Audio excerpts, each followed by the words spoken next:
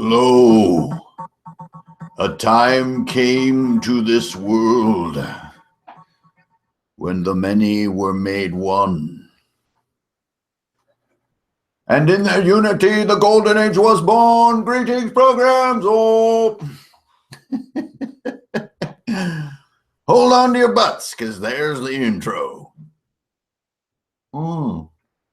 Lunchtime beer. And why shouldn't I keep it? Now that I think about it, I don't feel like parting with it. Why shouldn't I? What business of yours? What did I do with my own things? Good God. All right, I'm good at some things. Acting and being Bilbo Baggins is not one of them. Actually, you know, that's not true. I've had my moments, just like all of us, doing Hobbit lines. Hello, everybody. Welcome back. It's Drunken and Dragons. I'm Hanker Infernail. That's me. We sit around here loafing on the internet, reading books, spending our hard-earned ducats, spending our Friday nights. Oh, so we can play D&D like big old grown-ass women and men. And that's what we're going to do a little bit more of today. So house cleaning-wise, last night we played Savages of Cath Part 3. And I was like completely out of my depth there. We were playing basically outdoors. So each map was just like an open football field with fighting, just running around, just people running around, just things happening, just swords, goblins, like honestly, really boring enemies. You know, I mean, a goblin is basically just a, you know, like a Parcheesi piece as far as fantasy monsters go. Then we had a little bit of some siege combat going on and stuff. And this is just not stuff I normally do. It's not, I mean, for one thing, it can be difficult to run it and capture the feeling of it. For another thing, it can be way too time consuming. And so you'll be like, you know, I'm going to run a siege. Are you kidding? It's going to take a year to run that game. But, you know, just to give it a try, get out of my comfort zone, try something new. We did it last night. It was really great. I really felt the wonder element was missing. You know, I'm used to sort of doing mind benders on my players, or, you know, sort of ooh-ah moments. And this was more just like a survive kind of thing. I think the Agnar writers were kind of a bit of an ooh and ah, but anyways, it was just really fun, kind of stretched my muscles a little bit. And the reason I wanted to do that mainly, partially because it's just kind of where the story was headed, but also I'm trying to put myself in that mindset of the person who's just now getting into ICRPG and what their game will probably be like. So if you did watch that game last night, thanks for tuning in. I know a lot of people don't watch online sessions. I barely watch any of them. I just watch a few now and again. But as far as variety of roles and actions, depth of role playing and all this kind of stuff, there wasn't a ton of it there. It was really just tons of combat roles. And, you know, my three players last night, Cyrus and Bung and Gruber, they don't do like a ton of, you know, zany, you know, deep emotional gravitas moments. They're pretty cut and dry and move through the game really quick. So as a gameplay exercise, it was really quite simple. There wasn't any trapping. There wasn't any head scratching or emotional gravitas. It was just kind of ripping through combat roles. And I think actually, even though for me as a DM, that wasn't everything that I would dream of in a session, I think actually it's a very realistic look at a lot of how a lot of sessions wind up being. And I don't know, they all seem to have a good time. I had fun with it. I really love the Agnar Riders. I think they're really cool. I want to like start a motorcycle club called the Agnar Riders or something. Or maybe we're like a toy drive charity group.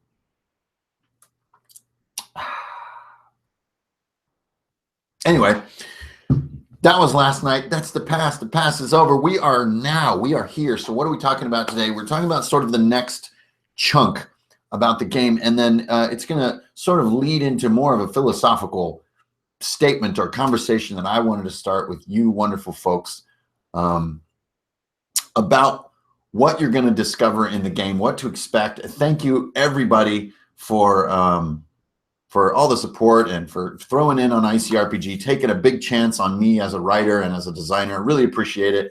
I'm excited to move into this year and do cool things. So today we're going to talk about effort, right?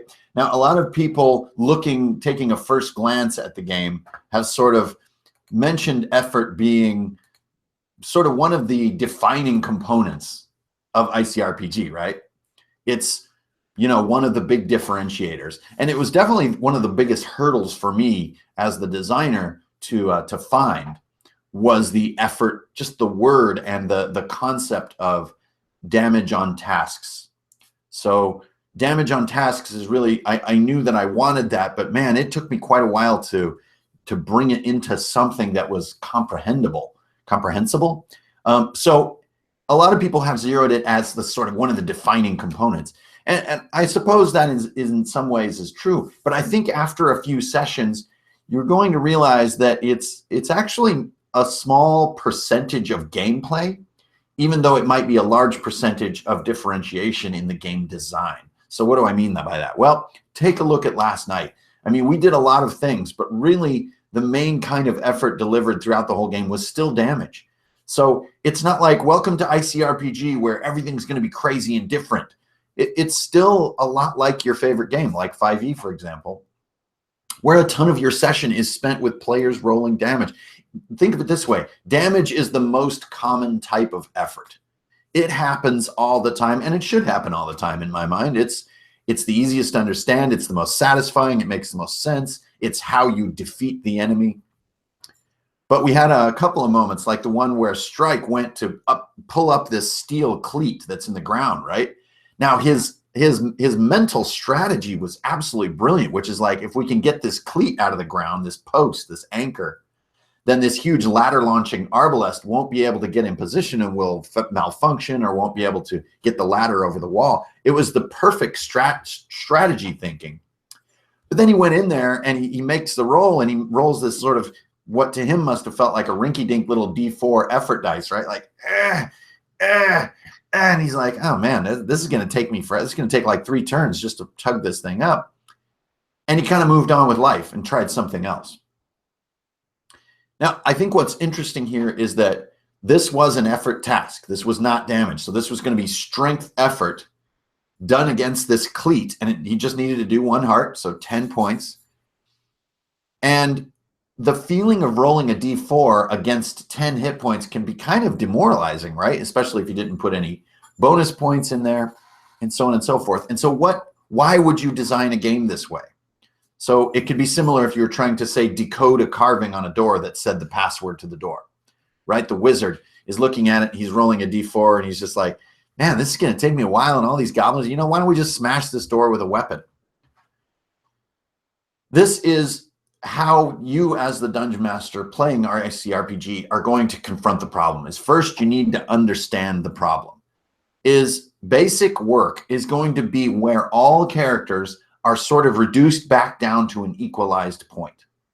And things are going to seem too difficult to them when they're doing basic work. And what I invite you to do in the game, rather than say, oh, well, geez, a D4, oh man, no one's ever going to want to do that. Oh, this is kind of weird. This is balanced a little weird.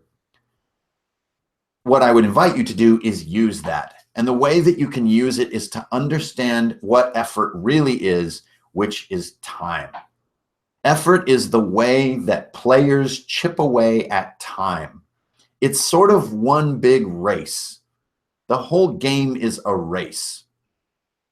What do you mean by a race? Well, let's say that death is 4 turns away. Let's just make it simple, right? So I have 4 turns to do my task, which is to avoid death. That means rolling 10 points of value, right? So naturally, he who's rolling the D12 is going to win that race.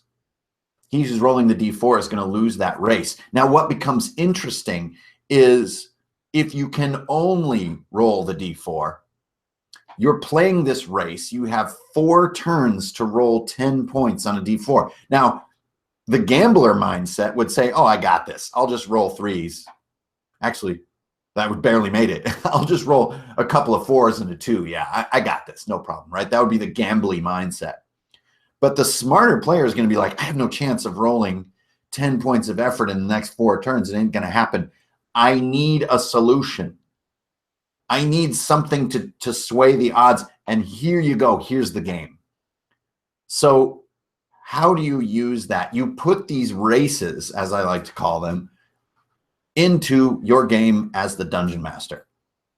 So the way that you can visualize this race in its simplest form is, as I mentioned, there is a wall of death moving toward you. It has a fixed amount of time before it gets here, and that time cannot be swayed. You need to roll N amount of effort before it gets here, and your dice isn't good enough. What do?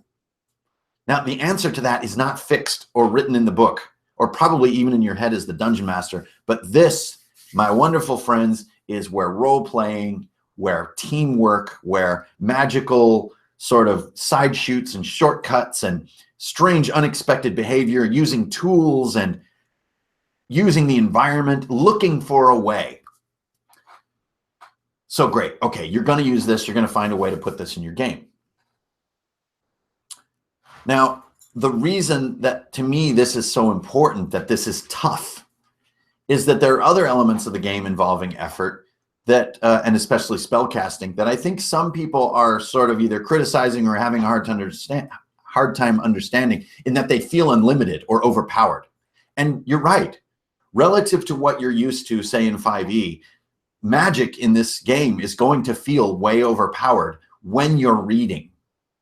But when you get into the game and you're beholden to the dice to cast spells, you'll find A, it's not that overpowered because the dice are so cruel. But more importantly, B, it needs to be overpowered so that you can win the little races. And this is the game to me. And I know that maybe this is hard to glean just by reading the text, but hey, that's what these cool videos are for, right? I hope they're cool videos. I mean, we got that. Okay, anyway, so if you see this race element of the game, suddenly some of these elements that you're thinking, man, this just seems like an infinite amount of player power here. But if you think about the race component involved with effort and how limiting it can be on certain tasks, which you as the DM can put in their way, and if you think about the dice and how it can nerf a caster, and then if you think about the most brutal limit of them all, which is like, I think a lot of people are starting to realize, especially in the Google Plus group, we had this post. They did a playthrough with a couple players, and they realized that without a healer, you are screwed. You're just plain screwed. You have 10 hit points, and usually enemies are doing 1d6 against you. I mean, how are you supposed to survive, like, without finding a lot of food loot, which is, again, a gamble? The answer is you don't. It's deadly. So the reason and that kind of brings me around, and I think the balance, or so-called balance, I'm still not a true believer in that word, but the balance intention of ICRPG is a different balance intention than something like 5e. And I think that is what I invite everyone to come in and to see. It's made to be a fast, deadly, simple game that when you don't know the answer, it's easy to guess the answer in a way that fits the game. And it just keeps ripping along. And to me, that's the game I wanted to create. And it's the game that I was honestly hacking 5e into. I think looking back, I was joking about this on Facebook. I don't think I was actually ever even playing 5e the way it's supposed to play, because I wanted it to go faster. I wanted to rip through turns and rip through content and gameplay. So the reason I have this page of the book up, this trials page, if you guys have reached, this is page 42 in the book, there's this trial called Behemoth, right? So you're looking at this trial, and if you've played the game at all, or rolled a few characters, or DM'd a session, your first thought when you look at the Behemoth trial should be, this is impossible. There's no freaking way. This thing is gigantic. It has a ton of hit points. I have squat. I have to open a 2-heart chest just to get a weapon that'll even really hurt the thing. and it's darting around and has tentacles and stuff. And it's like, dear Lord, seriously? This is exactly the place that I want your mind to be, to see the beauty of the game, is facing this impossibility, facing what just seems like imbalanced madness. Like, are you crazy, dude? There's no way. I would invite you to experiment mentally with where this takes you. And in 5e, the only way that I could find to really construct this type of gameplay was to wear my players down to a raw bone, just a nub, where they have no stuff, no spells, they're unrested, none of that. I would just have to wear them down and wear them down. And then finally they would reach this point. They would reach the point that I feel the game is the most fun, which is there's no chance. There's no hope. There's no way we're going to do this. We're all going to die. We all going to die. But in fact, that is when not only players and characters, but human beings are at their finest, in my opinion, is at that moment. And that's when the game is the most exciting and the most fun. So this is a little bit a simple explanation of what effort is, which I think everybody gets, right? Basic, weapon, magic, ultimate, super simple, easy to understand, make calls on the fly. The best question I've heard so far is like, I'm using a magic weapon. Which bonus do I use, magic or weapon? I think the earliest answer he said was the highest one. Yes, great answer. Or let the player choose. It's fine. The less things are in the book, the less things you need to memorize, and the more you get to enjoy at the table as your own decisions. And that is by design. Okay, so the effort, like roots of it, I think everybody gets right off the bat. It's the how to get this peril going and make it fun and embrace it and kind of go with it. That is what I invite you guys to experiment with. Now, the final comment that I wanted to give on balance in ICRPG and the dice distribution, sort of as an answer to some critiques and concerns, is what I put in the subtitle of the video, which is about human behavior.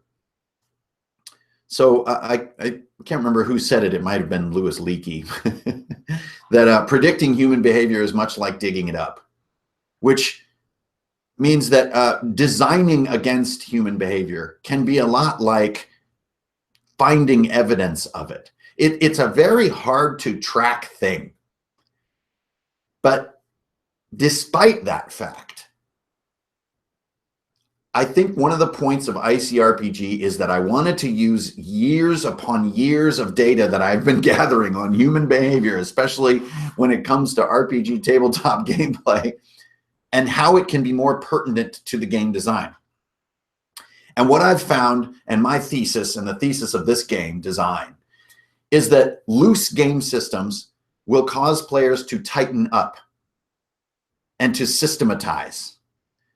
Very highly tight, highly systematized games will cause players and dungeon masters to loosen. It balances both directions, because when you get to the table, if there's not enough detail, you fill it in, and if there's too much, you can't deal and you smooth it out. Also, with human behavior, there is quite simply no way to overstate the impact of fear, forgetfulness, heat of the moment, confusion, paralysis, friendship, teamwork, role-playing, fear.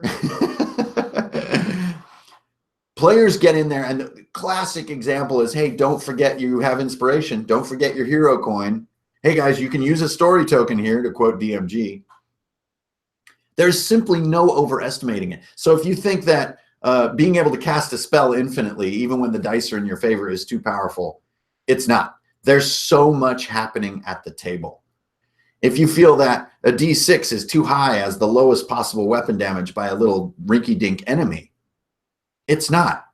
Players will flee. They will come up with a solution. They will heal. If you think that your puzzle is super obvious out in the open, and I bet a lot of you guys have experienced that, it's not. Players will completely miss your clues. They will become distracted and focused on totally things you never imagined they would be focused upon.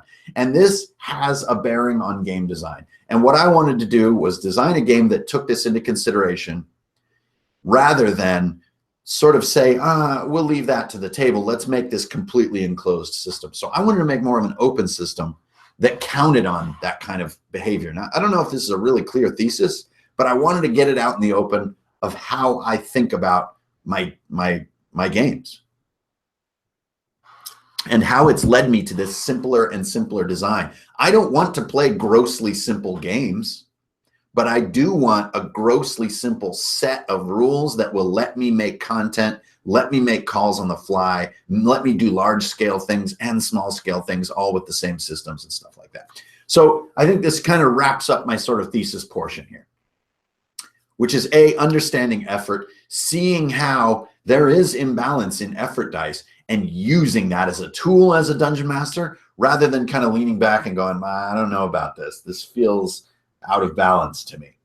It is. It's totally out of balance. And that's for you to use as a tool instead of this muddy continuum of possible dice and possible damages that leaves you scratching your head of what the challenge is. The challenge is going to be grossly vibrating with high levels of variety, and you can use it. Your players will be terrified and then way overpowered, and then terrified, then they all drop, then they're all healed. And it's going to be a little zonky compared to maybe a more tightly balanced system. And then my second big point, which was never underestimate what the players bring to the table in terms of the games you play, not the system that you're running. The system that you're running, oh man, read every book out there. Analyze them, tear them to pieces, hybridize them, create all this stuff, but never underestimate that when you get to the table, all that prep will mostly be just so that you can properly improvise as they blow everything to pieces. I mean, last night I kind of was thinking they were about to like head north or something rather than even go back to the castle. And I was just like, I'm sitting there and I had like a 30-second breather to be like, okay, so maybe there's more in the woods and I'm not going to do the encounters I thought I was going to do. And, you know, eat a nacho. You get that micro moment to think while you're eating a nacho. So those are just my points for today. I think as you embrace this mindset of ICRPG, you'll see why the monsters are designed the way they are, why the dice seem volatile, why the hit points seem low, why the loot is random, why classes seem sort of a little neglected, like where's all my guaranteed power, and so on and so forth. So I love the caption in the review that said, characters do not level up in this game, just like this shocking heresy. That's part of the fun. I really believe that the funnest part of all RPGs is when characters are really low level. So anyways, I wanted you guys to go in and try the Behemoth trial on your own as a dungeon master. I mean, you're both the DM and the player in that case. Try that exercise and try to beat that really what is a completely hopeless enterprise. I mean, it is a very, very difficult encounter, especially if you're kind of honest with yourself as you play. Okay, so that's about all I wanted to get to as far as thesis. And now we got 90 people up in the stream right now, so that's great. Nice to see everybody. Thank you for tuning in. I really appreciate it. And let's see if I can use my interweb properly here and jump over to this. You know, it doesn't seem to like when I switch to that. You see that? Well, of course you don't see that. You just see a black rectangle. What am I saying? Let's see if we can do this. Draw this little rectangle here. Hey, there we are. He can be taught.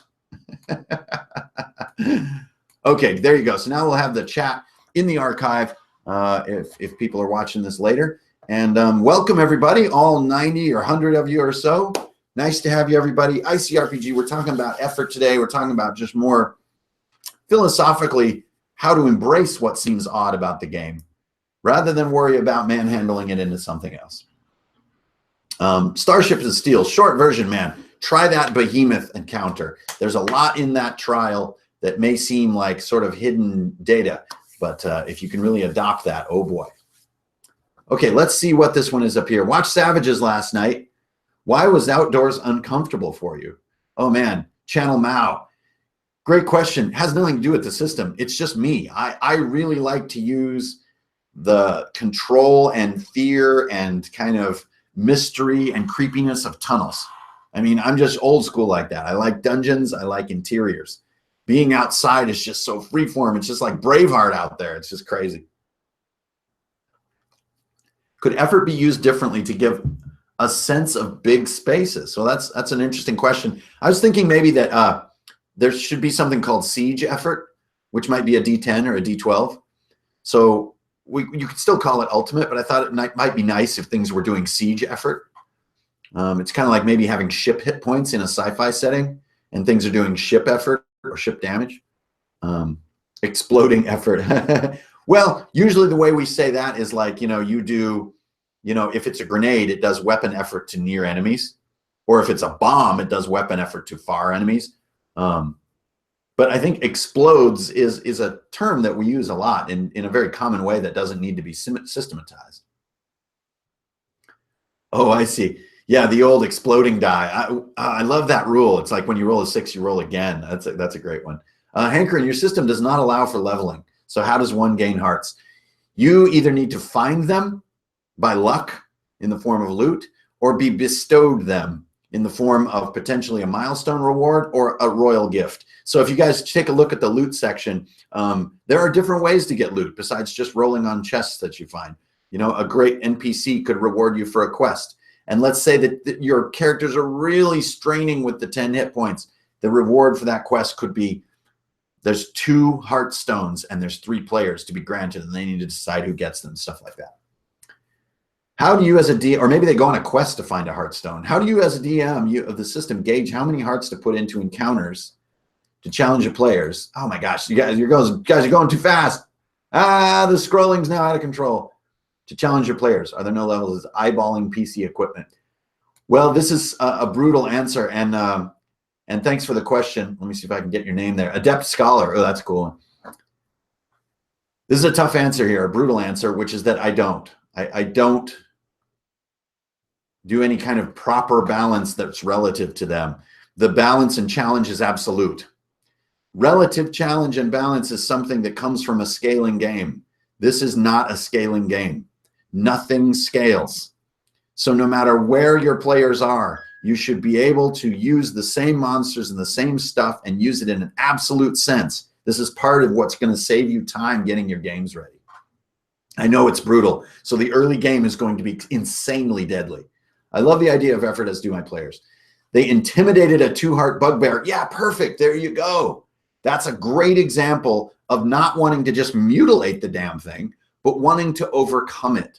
And overcoming rather than killing, thanks a lot, Corey, is the exact idea behind effort. It gives players options that I feel didn't have much detail before. Could misc items be given to players in chests so they aren't always given crazy magic? Yes. And that's where you use common loot. Benjamin Huffer, thanks for the question. There's a table in the book called Common Loot. And it is a series of tools, odds and ends, weird little discoveries that you would find in a junk pile, all kinds of things. And if you feel you don't want to power your players up too quickly, just give them common loot rolls. We did one and we found like this big bellows, which is like the main thing that Strike has been using. Convincing Pathfinder to play ICRPG. Well, those are pretty different schools of thought. Pathfinder is all about player bejeweling, and ICRPG is not. ICRPG is really a game that is more DM focused, and players just sort of pray and hope and adapt. Pathfinder is a very, here is a buffet, oh player, behold all the wonders you can become. Love that shirt. Yeah, man, the true original right there. I think I got it on good old Redbubble, man. Go hang out on Redbubble. They got everything. D4 timers have prevented lag in my game. Am I going overboard? No, last night I had 2 D4 timers going. Sometimes I feel I use them too much. Like I should have just fired the catapult in the first room last night, but instead I gave a timer on it and it wound up being a 4 and the thing never even got to fire. But in a way, that's how the dice fell, and I like that. Can't wait to play Father and Son Dwarf Team with my baby boy. Oh man, that sounds absolutely perfect. Chris Metz. I'm sure he'll be watching hankering. If a heart is health, would a mind stat be relevant for charisma-based roles?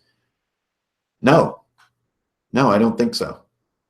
I think if you are trying to intimidate a brain horror, it's 3 hearts of work. And I think that mind stats are interesting. Mind targets are interesting. All this stuff is interesting. I'm not saying it's not interesting, but it adds to complexity and adds to prep and adds to difficult answering of questions. So remember, the goal here was to boil that all away. So in everybody's game, and I hope this happens, you will be adding parts and pieces. but I suppose the spirit of ICRPG asks that you judiciously do so. Reading through, I thought about hacking a XP system. Fravelate, again, same answer. I've never found XP to be natural, to be realistic, to be useful. I found like it's a big, ugly number that never makes any sense. And then you get guaranteed rewards, even if you didn't really earn them. I'm just no longer a fan of XP. I don't know if there's any going back for me. I'm in the land of heresy now. Hey, GM'd with 5 people last night. That's great. Turn seems slow. Some people felt cheated. They could only do 1 action. Yeah, they're probably a little spoiled on, you know, games with 2 actions and stuff. I would invite you to move the game quicker and keep them at 1 action.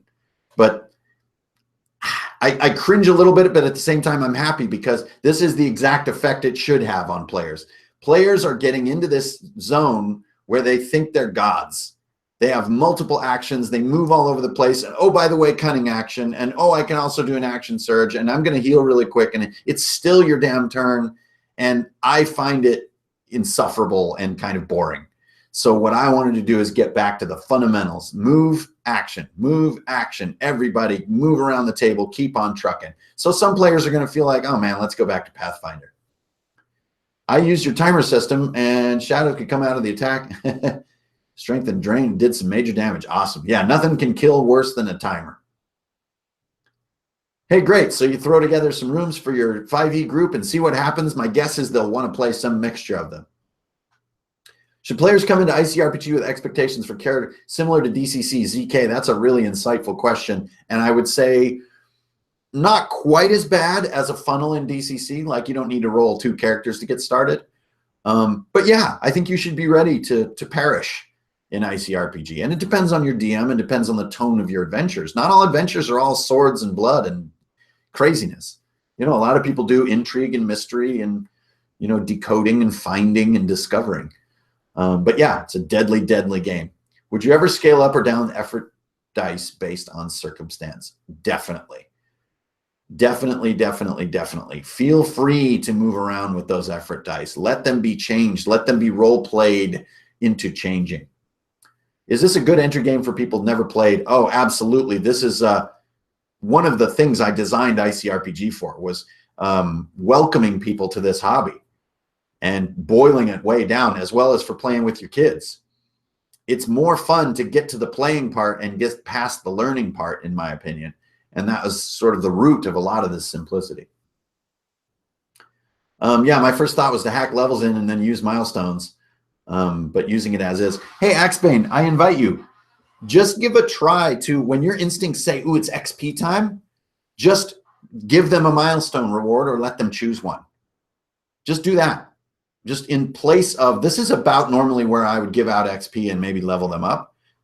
Do that instead, but keep all those same instincts. I bet, you know, it sounds like you already have great instincts if you're even thinking about hacking a system. So always follow those instincts. Do what you know. Here we go. Hey, whoa, you've got some kind of crazy highlight on your comment there. Will there be a mechanic like skill challenges from D&D 4e in your system? Maybe with a hanker and twist. I'm not doing any skills, and really on purpose. So this may seem, again, like absent detail to some. There are 6 skills in this game: strength, dex, con, int, whiz, and charisma. Those are the skills you use, and they're described in different ways. Been considering using 3d6 for stats. You know, a better way that we tried is to actually roll a 1d4 as a bonus, and you can do it on 3 things. It can lead to more powerful characters, but if you like using dice. But again, I always try to use, I always try to avoid derivative math, and the 3d6 system is very derivative. Electro Soul, hey, thank you, man. Appreciate that. A lot of work goes into all those vids. Can you address how challenge tuning integrates with the core? Yes. No, there's actually an entire page or a couple pages, Dalen, that is dedicated to the 3Ds later in the book. And it's exactly the same as in my video, exactly the same, but I feel easier to apply in a simpler system. Yeah. Why are you opposed to skills? It's just another thing to write down, remember, understand, and choose. That's all. I'm not opposed to them. It's just, I mean, a lot of these were very difficult decisions to let go of all these cool details. None of them went out easily, but we just kept going down and down and down to a cleaner and cleaner game. Yeah, I totally agree with Channel Mao. Like, start in ICRPG mode and then start to ramp into 5e.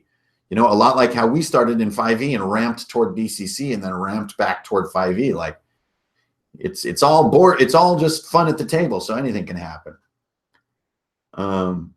Yeah, it's a lot like the old Conan stories. Conan never became a demigod, and I loved that about him. He always had 12 hit points. Yeah, and I agree. Skills can overly describe a player imagination. Would you use PC story to inform the level of challenge? Depending on, oh hell yeah, man, hell yeah. Easy hard is the greatest way to reward player description and thinking, because it's not game breaking, and they feel good about it. It's very rewarding to go easy hard. I mean, we were oscillating between easy and hard all night last night.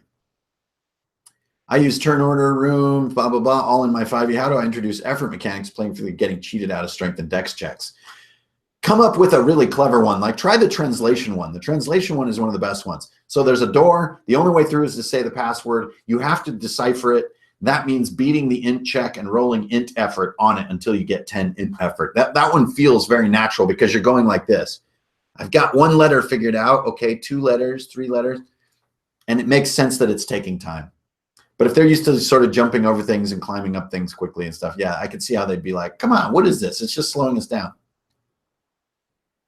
Kara Steiger, yeah, totally agree. Hey, any idea how to run a campaign for 1 player and 1 dungeon master? Oh yeah, the old one-on-one. Well, a great way to start would be to run the trials. So the Eye of the Cyclops, or Skull of the Cyclops, and Behemoth, try those with your player. Those are very minute little encounters, and those should give you a feel for what it's like.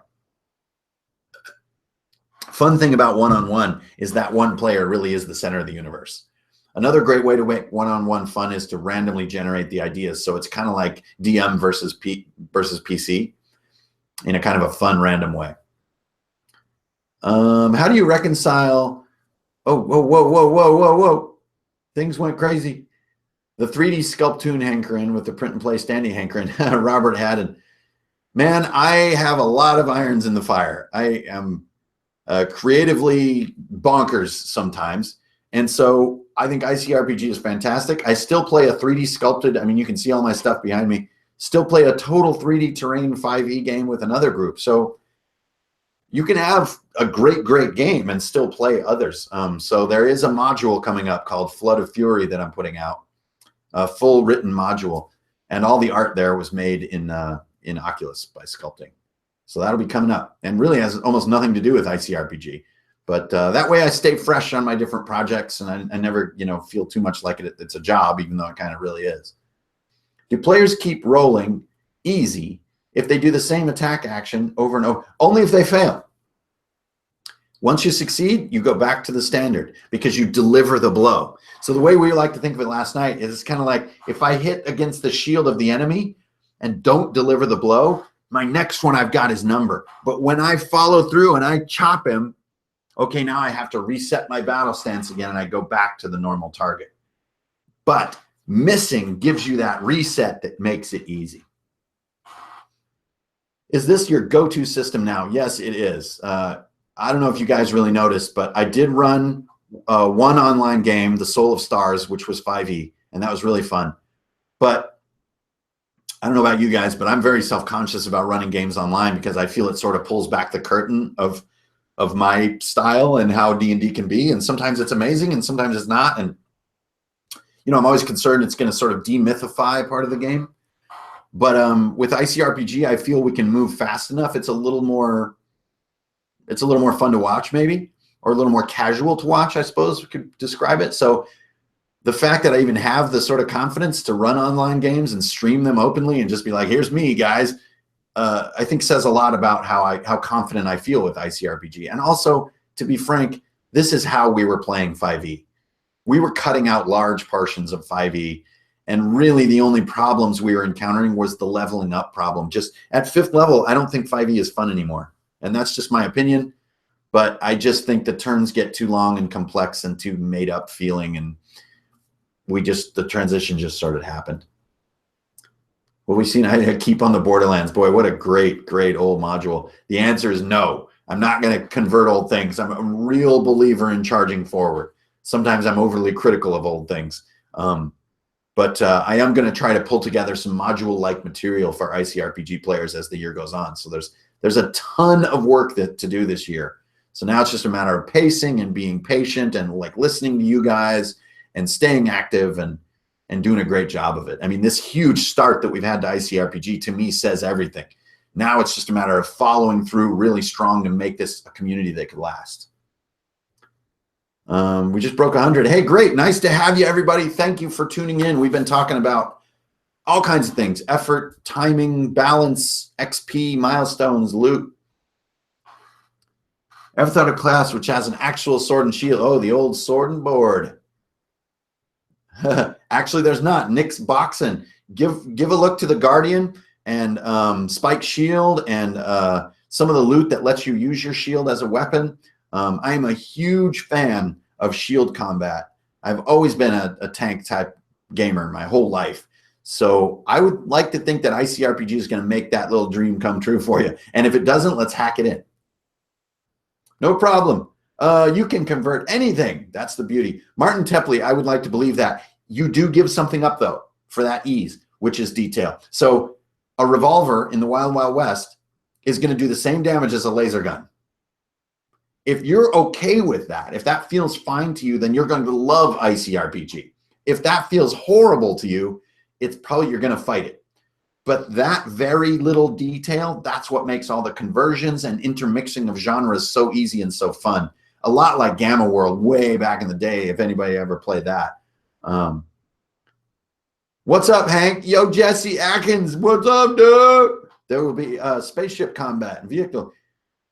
Yes, there is, and there's a little hint of it in the Warp Shell section there, and in the, well, yeah, we'll get to all that. But it's going to be very simple. It's just going to be like how people battle, only with ship hit points, which are basically just a 10x hit point.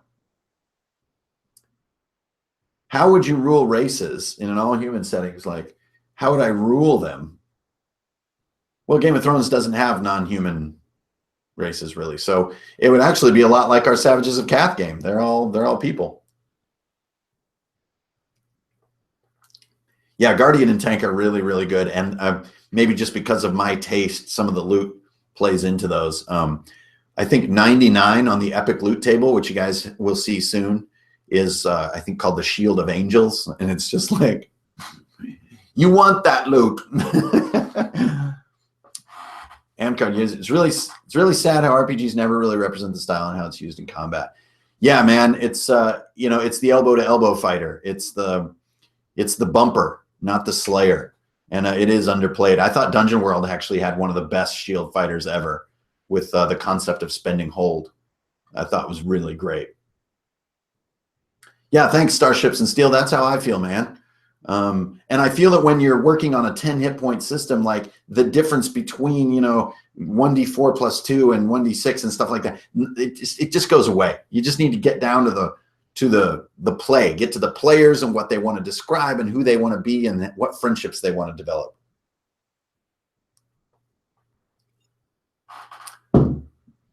Oh, nice. Robert Haddon. I will pray to the gods for you, but they will not listen. I like what Hank's saying. D. Breton. Getting players to that point of feeling like the resources are strapped. Yeah, in this game, that's how you start the game rather than having to wear them down to that point. I fight Sword and Shield in SCA. Hey, props to SCA peoples. Although our shields are strictly defense. Yeah. Well, there's a lot to be said about the tangle element as an offensive element. Hi, Hank. How do you make a mid-low fantasy campaign interesting and cool for a group that prefers high fantasy? Well, the first step is to openly address that question with them, not at the game table, and say, guys, I know we normally are, battling the immortals, but I'm going to try this kind of low fantasy thing. Are you on board? They're going to say yes, probably, but. Yes, but. And then negotiate. Find your place before the game begins. And then everyone will have their expectations in the right place when they find a copper piece. And you expect them to be just excited. Where do you get that awesome shirt? This is from Redbubble. You guys got to get on Redbubble. Anything you can think of is over there. The t-shirt quality is really good. How many pages is the core rule book? It's 120 pages, my man. Ravenclaw Tom. Nice little tight book, not a big book. And the idea is that it's easier to memorize and improvise with rather than to systematize and memorize. As someone who plays a lot of indie RPGs, I understand why you got rid of XP and skills, but why keep classes? Boy, that's a dandy question. The Numidium. We played without classes for almost 2 months. And we found that it is a very important factor in players identifying who they are. It's just too fun. And it also keeps things from others. So unless you're the kind of DM who will hand a milestone reward from one class into another on a whim, it does keep things from players. And that makes them different. And that difference is salient to the social dynamic of the game. So when we added them, people were very excited. I look forward to test it out when I get it. Yeah, welcome. Please do. That would be awesome. I was commenting on the fact that shield fighting is so much more dynamic than RPGs allow them to be. I don't think RPGs are going to allow you to do anything. RPGs are dumb and incomplete. It's up to you, my man. It's up to you, Jesse. You got to get in that game and give the shield fighter what he deserves and make that character what it should be. I would invite you to do that because it sounds awesome. Spends on making a character without magic. It's so true. Removing a shield requires an action. We're playing Shadow Demon Lord. Yeah, really neat game. Some of the advice is to level up my game. Thanks. Yeah, awesome, man. Have fun. Classes play in the key sentences for character creation. Yes, they really do. They really, really do. It's a sort of a log, but for a character, which is who am I, where do I want to go, and why am I not there? Or who am I, where am I going, and what do I do? That kind of stuff. Is there a weakened state? Something to encourage the players not to treat every fight as a fight to the death. They're hurt and they can run. There isn't. Again, I think you could bring that to your game. You could use the old 4th edition D&D rule, which is when you're at half hit points, you're bloodied and stuff like that. I think that the game is already deadly enough and there's enough fear that I didn't need that. Hosted a few one-off games so far. Haven't hit a bad note yet. Oh, that's fantastic. Had a party fight each other for a Hearthstone drop. Oh my God, that's amazing. Ethan Cooper. Great post, man. That sounds like a good time. No smiling faces at that table. Either that or everybody just cracking up. Have you tinkered with trait style systems? Make the player write a statement. Yeah, I love those systems, and I would invite you to bring them in. Again, for the sake of economy, which is my supreme overlord, I didn't want to put it in the book. But I love those systems. Oh man, the one in Burning Wheel is so cool. I think make it realistic means that you need massive complexity, super slow trade-off. Yeah, I agree. Doesn't have to be super slow, but yeah, it's trade-off. You're changing my life with inspiration. Oh man, it's Nelms. What up, dude? Thanks for the kind words, my man. Sounded like, whoa, whoa, whoa, we're hauling ass. Harnman 123. Yes, the Wild West setting is underway. It's called Ghost Mountain. If you guys saw my post yesterday on Facebook, which was a total tease vague book, oh my gosh, I started writing Ghost Mountain yesterday, and it is so cool. I completely underestimated how cool it would be. I'm really excited to get that to the table. That's a little ways off, but oh man, that is going to be awesome. And I'm pretty sure that's going to be free too. That's going to be a free update to the digital. So it will be a new world primer. So just one more reason to spread the word that this digital buy, I mean, the hardback buy is cool, but the digital buy is really this huge value. And all of that work will then go into a bigger book, maybe in a year or in 6 months or 8 months, depending on when the Harmonics ask for it. Sorry if I'm missing some of you guys' comments to just rip and buy. I'd love to put together, good God, of room designs you could pluck out and put into their campaign. You know what? I started doing specific room designs for the book, and I actually found that it felt limiting, and I would have to list just too many. So I think YouTube is the main place where my room designs live, and that's why I called it archetypes rather than just room designs. To me, those are archetypes. They're ways for you to make rooms that I use a lot. Like if you look at last night, the Riders of Agnar room, that was really just like one of the viewers mentioned, that was Frogger. I mean, it was just lanes of damage, and there's 4 lanes, and I roll which lane blows up with damage. The fact that I had a cool little guy in it was not really a detail. I mean, in my journal, it's just the simplest little, it looked like a Guitar Hero or a Rock Band. Ghost Mountain, a tale of the trains in the darkness. Basically, this is pre-trains, though. It's the era before the railroad reaches this portion of the West.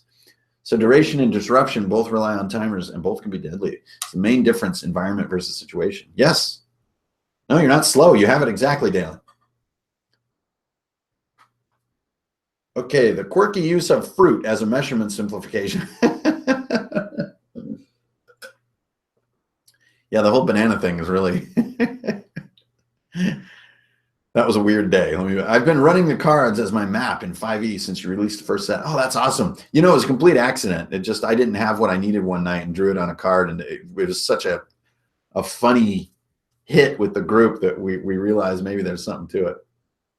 How much did the playtest group trade loot amongst themselves? Were they trading off milestone epics, or they tend to keep a hold of the ones they want? You know, Keith Higdon, thanks for the question. This honestly is not an element of the game. This is all about players and social dynamics. And if you watched last night, Slog gave away all his loot because his character concept is not a loot character. And Ethan Cooper, see you later, man. Thanks for tuning in. And in my other group, there's been a lot of trading, and not even really trading, just giving. Just I tend to have groups that are very cooperative because it's the type of behavior that I encourage in my groups. And, you know, I almost railroad some of their character stories sometimes to make sure that they're good friends or even family members, because I think it's the magic of the game. It's same with the great video that's coming out that DMG did with Scotty and me and Pillypow, is we just took it as a given in that game that our 3 characters are like best buddies in this little town, and that we drank beer together every night. And it gives such a great context to the game. I got my minis from all over the place. They've come from all over the place, especially some of them, a bunch of them from Bob McHenry, my buddy. So props to you, Bob. Boosh. My man Grundle. Grundle War Drum. Slug good. Yes. Slug-like friend. Wanted to drop in and say hi. Read the whole book. Really enjoyed it. We'll be implementing a lot of it. Thanks, Kung Fu Space Barbarian. That's awesome, man. Yeah, and you know, this is a great point about the book. You don't have to just go play this dang game. I think it is can give you some revelations about your 5e game. You know, I've been sort of joked at that I'm sort of the Adam Coble of 5e, and I really appreciate that sort of jibe. I really do want to help people play 5e quick. I know a lot of people really love 5e. I sure as hell do. And ICRPG is just another game out there, but it's a way of thinking. How did you manage to fight 3 goblins for 40 minutes and savages 3? God, that's such a great question. Such a good question. It's all about how players are doing things. And honestly, I've seen D&D games where you fight 3 goblins that take way longer than that. But you know, things just never go quite like you think they do. If players just focused fire and moved through goblins and killed them as a group, it would probably take 3 turns or 4 turns. But they just don't do that, man. And it's not my place to hustle them unreasonably. I'm a crappy artist. Last night I got on a Sharpie and started doing stuff.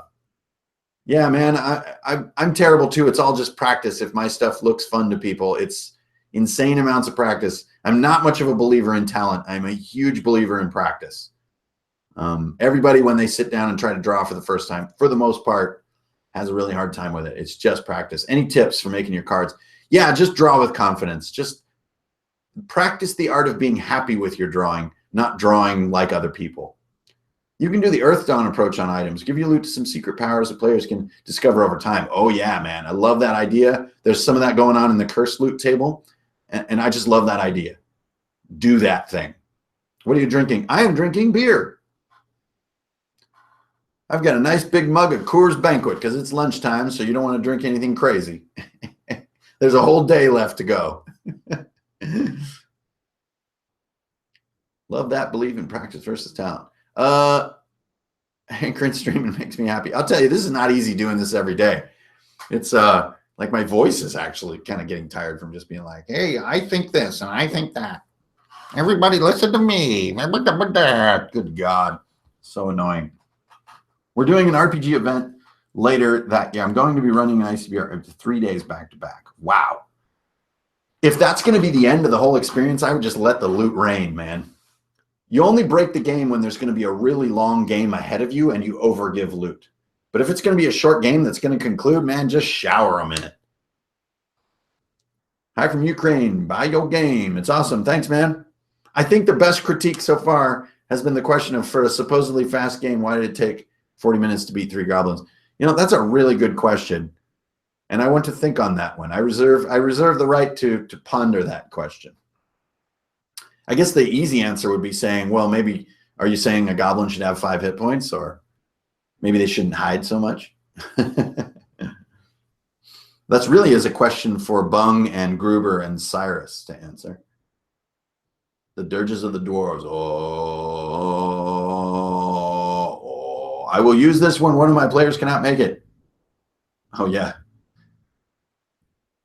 But I personally love the complexity of D&D. Awesome. Then rock on. You are a well-supported player, my friend. What do you think is the best class for getting a bard vibe in ICRPG? Oh, man, I would do like a wildling, a high charisma wildling. What do you think is the best class for getting a bard vibe? Oh, wait, I just read that.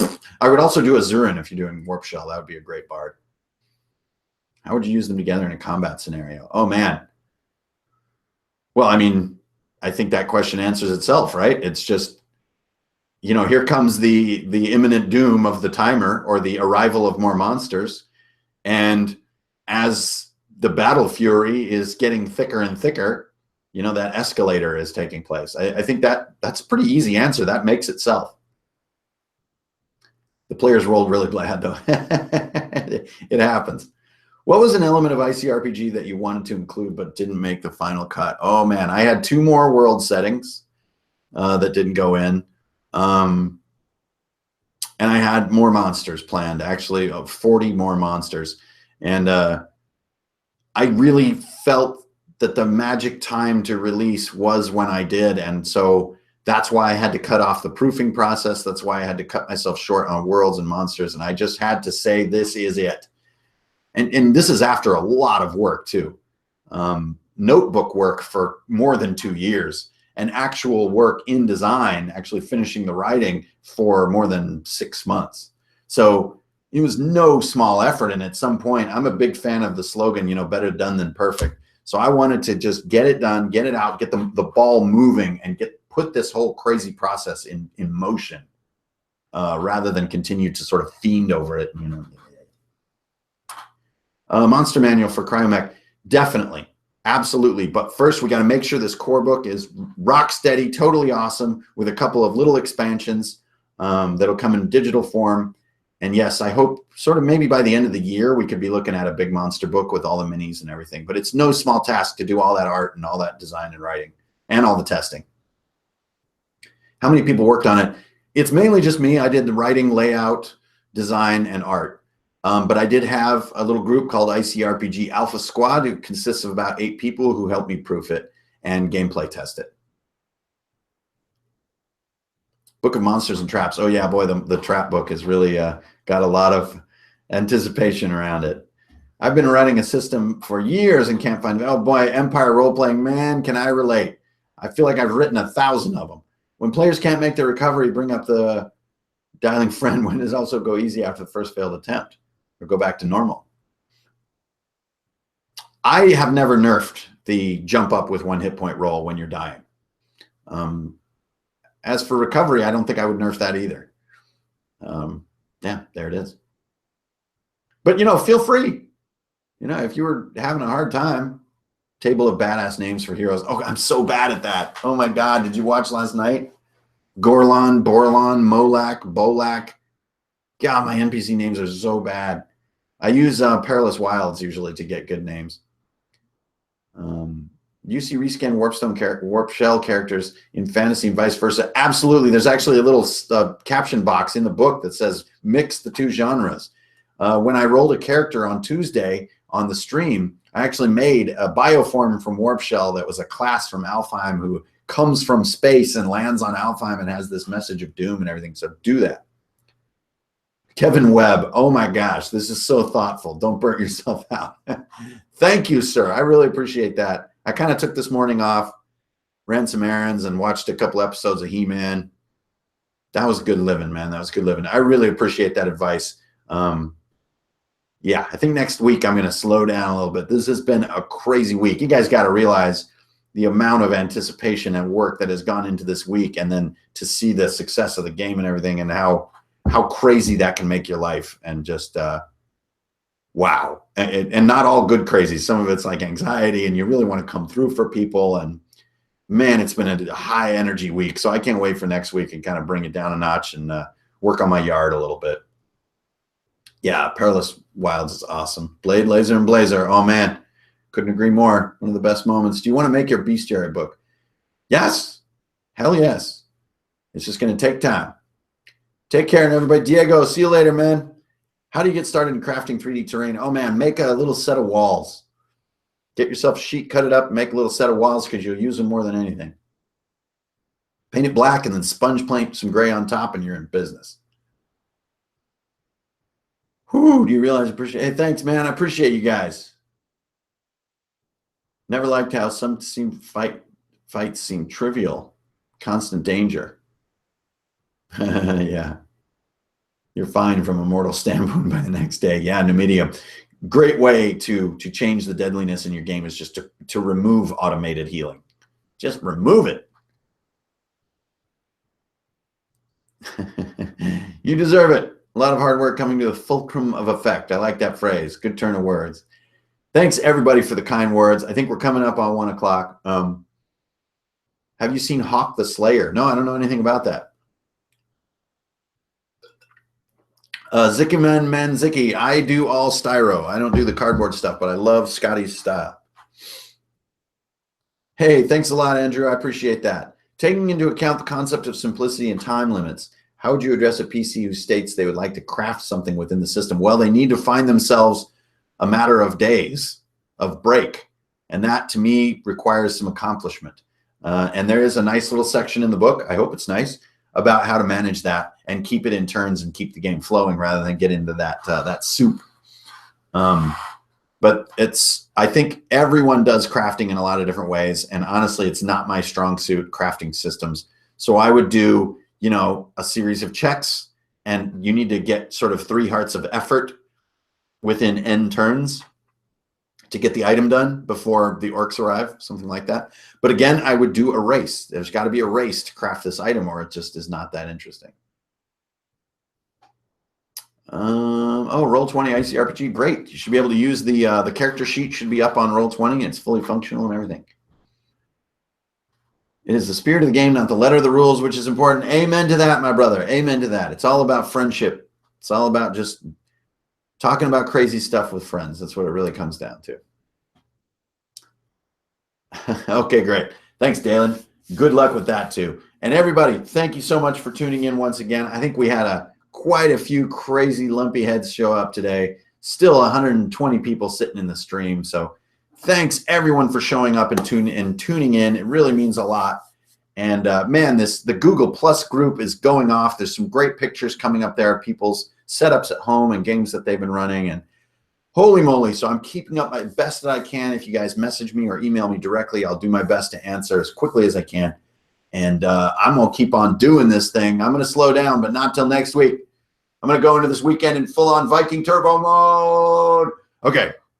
So thank you, everybody. We'll have our last sort of lunchtime stream tomorrow, and then I got to zip out of here after the stream and go pick up my man down at the airport for a weekend of insanity. So thanks, everyone, for tuning in. What's that sound? That means it's time to get out of here. I'll see you all out in the ether of heroism. Until next time, strength, honor, and, of course, beer. See you guys around.